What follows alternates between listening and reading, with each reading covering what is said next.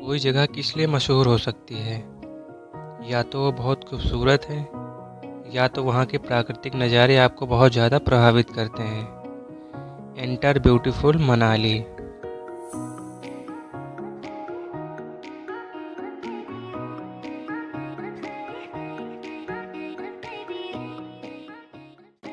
दोस्तों, मनाली भारत के हिमाचल प्रदेश के कुल्लू ज़िले में स्थित एक नगर है जो समुद्र तल से 6,398 फीट की ऊंचाई पर ब्यास नदी के किनारे कुल्लू घाटी के उत्तरी छोर पर बसा हुआ है, जहां से आप हिमालय पर्वत के खूबसूरत नज़ारों को देख पाएंगे। और आप यहां के खूबसूरत प्राकृतिक दृश्यों के अलावा मनाली में आप हाइकिंग, पैराग्लाइडिंग, राफ्टिंग, ट्रैकिंग जैसे एडवेंचर एक्टिविटी के भी आनंद उठा पाएंगे। शायद इसीलिए मनाली हिल स्टेशन पर्यटकों की पहली पसंद भी है।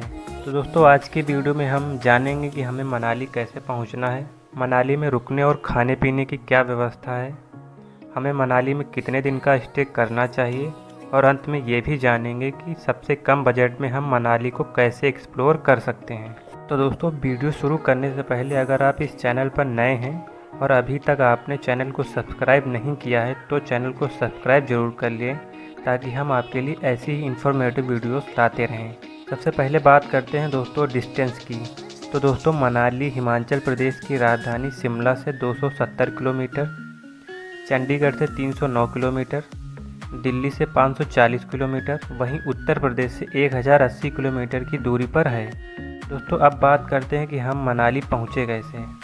तो मनाली पहुंचने के लिए आपके पास 3 साधन हैं। पहले साधन की बात करें तो वो है आपका बाई फ्लाइट। दोस्तों, आपको बता दें, अगर आप बाई फ्लाइट आना चाहते हैं तो मनाली में कोई एयरपोर्ट नहीं है। शहर से सबसे नज़दीक भुंतर एयरपोर्ट है जो कुल्लू में स्थित है, जो मनाली से करीब 50 किलोमीटर दूर है। लेकिन इस एयरपोर्ट पर केवल घरेलू उड़ानें ही संचालित होती हैं। दिल्ली और चंडीगढ़ से यहाँ नियमित तौर पर फ़्लाइट उपलब्ध रहती हैं। अगर आपको भुंतर एयरपोर्ट के लिए फ़्लाइट नहीं मिलती है तो आप चंडीगढ़ एयरपोर्ट को भी चुन सकते हैं। चंडीगढ़ एयरपोर्ट पर उतरकर आप बस या कैब से मनाली पहुंच सकते हैं, या आप चंडीगढ़ से भुंतर के लिए फ़्लाइट पकड़ सकते हैं। चंडीगढ़ से फ़्लाइट भुंतर पहुंचने में 55 मिनट लेती है और वहां से आप बस या टैक्सी के द्वारा आसानी से मनाली पहुँच सकते हैं। दोस्तों, अगर आप बाई रोड आना चाहते हैं तो मनाली सड़क मार्ग के जरिए देश के सभी प्रमुख शहरों से जुड़ा हुआ है, तो आप अपनी खुद की कार या बाइक से भी मनाली पहुंच सकते हैं। मनाली के लिए दिल्ली और चंडीगढ़ के अलावा देश के दूसरे प्रमुख शहरों से बस सेवा उपलब्ध है, तो आप बस के द्वारा भी मनाली पहुंच सकते हैं। बस से आपको 14 से 15 घंटे लग सकते हैं। अब बात करते हैं, अगर आपका माध्यम बाई ट्रेन है तो आपको बता दें, पहाड़ी इलाका होने के कारण मनाली में कोई रेलवे स्टेशन नहीं है। मनाली का सबसे नज़दीकी रेलवे स्टेशन जोगिंदरनगर है। रेलवे स्टेशन से देश के कई बड़े शहर जुड़े हुए हैं। अगर फिर भी आपके शहर या राज्य से जोगिंदरनगर तक ट्रेन नहीं है तो आप चंडीगढ़ या अम्बाला रेलवे स्टेशन आ सकते हैं, जहां से आप बस के द्वारा मनाली पहुंच सकते हैं। अम्बाला से मनाली की दूरी करीब 340 किलोमीटर है, वहीं जोगिंदरनगर से 160 किलोमीटर पड़ता है मनाली। ये 3 रास्ते मैंने आपको मनाली पहुँचने के लिए बताए हैं। आप देश के किसी भी कोने में रहते हों, आप इन्हीं 3 ही माध्यमों से मनाली पहुंचेंगे। जो भी साधन आपको उचित लगे आप उसके द्वारा मनाली पहुंच सकते हैं। दोस्तों, अब हम मनाली पहुंच चुके हैं। मनाली पहुंचने पर जो सबसे पहला सवाल हमारा होता है वो होता है कि हम मनाली में होटल कहां और कैसे लें। यहाँ पर होटल बुक करने की आपके पास 2 ऑप्शन है। पहला तो आप ऑनलाइन बुक कर लीजिए, लेकिन अगर आप ऑनलाइन अभी भी चेक करेंगे तो आपको मिनिमम 1000 रुपये में देखने को मिलेंगे। दूसरा, आप on the spot hotel book कर सकते हैं। अगर आपके अंदर बार्गेनिंग करने की कला है तो आप मनाली में 500 रुपये में भी अच्छे होटल ले सकते हैं। तो मनाली में आपका बार्गेनिंग करना बहुत ज़रूरी है, क्योंकि 1000 में मिलने वाली सामान को वो 300 रुपये में भी दे देते हैं अगर आप बार्गेनिंग करते हैं। तो माल रोड के पास आपको बहुत सारे होटल देखने को मिल जाते हैं, तो आप यहाँ भी स्टे कर सकते हैं। ऑनलाइन में जो होटल 1000 से 1500 मिलेंगे वो आप यहाँ ऑन द स्पॉट 500 रुपये में भी ले सकते हैं, अगर आपके अंदर बार्गेनिंग और सर्च करने का टैलेंट है तो। ये इस बात पर भी निर्भर करता है कि आप किस सीज़न में जा रहे हैं। अगर आप ऑफ सीज़न में जा रहे हैं, जैसे जुलाई से लेकर अक्टूबर तक, तो आपके पास ऑप्शन है कि आप on the spot hotel book करें। लेकिन अगर आप पीक सीज़न में जा रहे हैं, जैसे नवंबर से लेकर फरवरी तक, तब आप ऑनलाइन ही होटल बुक करें। और होटल बुक करते समय इस बात का ध्यान रखें कि मेन मॉल रोड की दूरी ज़्यादा ना हो होटल से, नहीं तो आपको लोकल साइट विजिट करने में दिक्कत हो सकती है। अब बात करते हैं कि हमें मनाली में कितने दिन का स्टे बनाना चाहिए। मनाली घूमने के लिए आपका 2 दिन और 2 नाइट काफ़ी है। मनाली को अच्छे से घूमने के लिए कोशिश करें कि आप सुबह ही मनाली पहुंच जाएं, जिससे वो दिन भी आपका काउंट हो जाए। चलिए अब बात करते हैं कि हम मनाली पहुंच गए हैं, होटल भी बुक कर लिया है।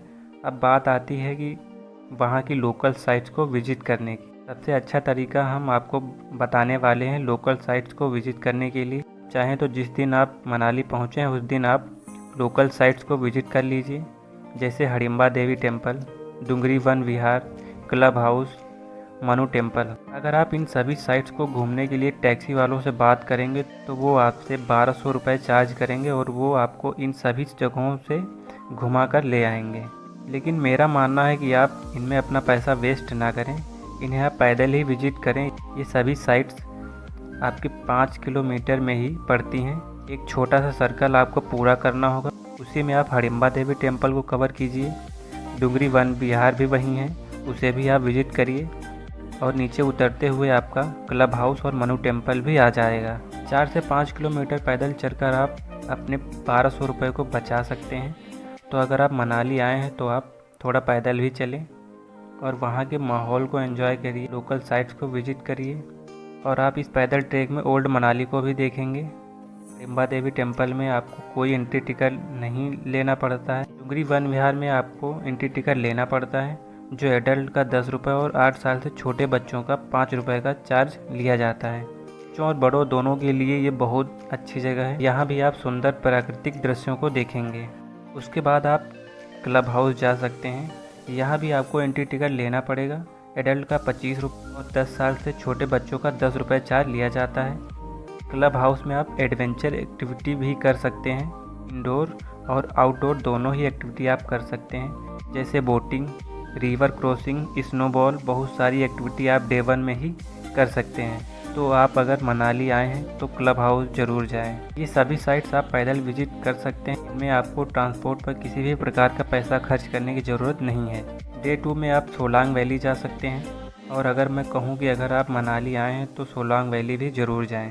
सोलांग वैली जाने का क्या तरीका है, अगर आप टैक्सी हायर करते हैं तो वो 1200 रुपये चार्ज करेंगे राउंड ट्रिप का, और अगर आप ऑटो से जाते हैं तो 600 रुपये राउंड ट्रिप का वो चार्ज करते हैं। आप चाहें तो बाइक भी रेंट पर ले सकते हैं। 500 से 1500 रुपये वो पर डे आपका चार्ज करते हैं। 100 से 150 रुपये का पेट्रोल लगेगा एक्स्ट्रा, और आप सोलांग वैली भी जा सकते हैं। एक और रास्ता है, आप हिमाचल प्रदेश परिवहन की बस से भी जा सकते हैं। मात्र 20 रुपये का चार्ज वो लेंगे और वो आपको सोलांग वैली ड्रॉप कर देंगे, लेकिन इसमें आपको लौटते वक्त बस मिलने में दिक्कत हो सकती है। सोलांग वैली मनाली से 15 किलोमीटर की दूरी पर है। बहुत अच्छा रोड बना हुआ है। आप अपनी कार या बाइक से भी आराम से सोलांग वैली जा सकते हैं। बहुत सारी एडवेंचर एक्टिविटी सोलांग वैली में होती हैं। अगर आप अपनी कार या बाइक से आए हैं तो सोलांग वैली में आपको किसी भी प्रकार का पार्किंग चार्ज नहीं देना पड़ेगा। रोड के बगल में ही पार्किंग बनी हुई है, तो आप वहां अपनी कार या बाइक पार्क करके आप सोलांग वैली एंजॉय करने जा सकते हैं। अगर आप स्नोफॉल के सीज़न में आते हैं तो सोलांग वैली में बहुत सारी एडवेंचर एक्टिविटी एक्टिवेट हो जाती हैं, जैसे स्कीइंग, पैराग्लाइडिंग, रोपवे, जो आपको 250 रुपये से 3500 रुपये में देखने को मिलेंगी।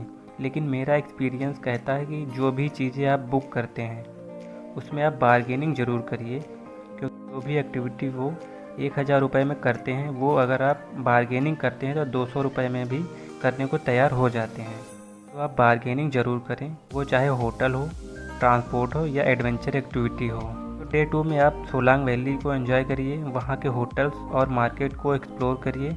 एडवेंचर एक्टिविटी करना चाहें तो वो भी करिए। कुछ लोगों को सवाल होता है कि रोहतांग पास जाएं कि ना जाएं। तो अगर आप फैमिली के साथ आए हैं तो आप रोहतांग पास को इग्नोर कर सकते हैं। आप डे 1 लोकल एरिया को एंजॉय करिए और डे 2 में सोलांग वैली जाइए, वहाँ एंजॉय करिए, एडवेंचर एक्टिविटी करिए और वहाँ के मार्केट को एक्सप्लोर करिए।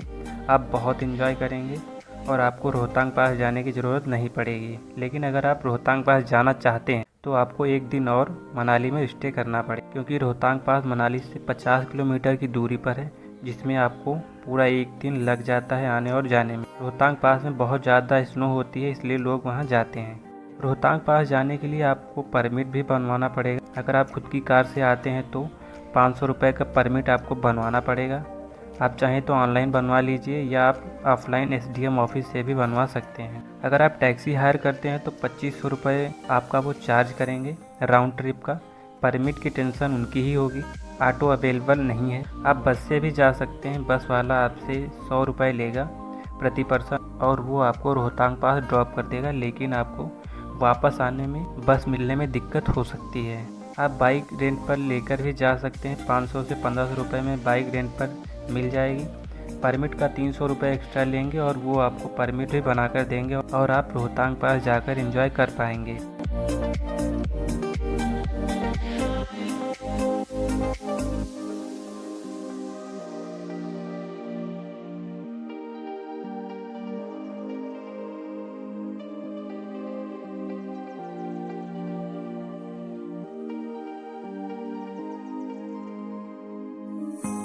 दूसरी बात करते हैं, मनाली में आपको हर तरह का खाना मिल जाएगा।